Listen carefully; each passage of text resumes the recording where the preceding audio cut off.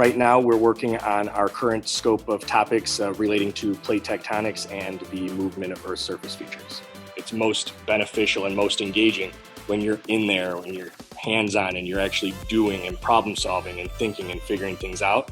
But how do we do that when the kids don't have the bin of supplies at home?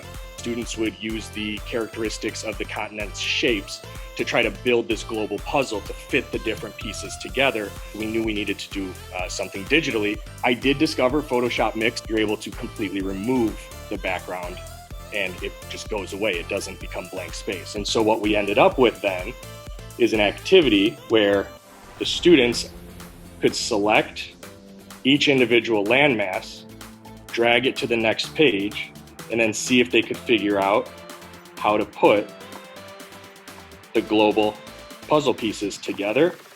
It now, moving forward, becomes another combination where we give the kids the choice. You can do it on your iPad or you could use the cutouts. We have this new flexibility that we wouldn't have had.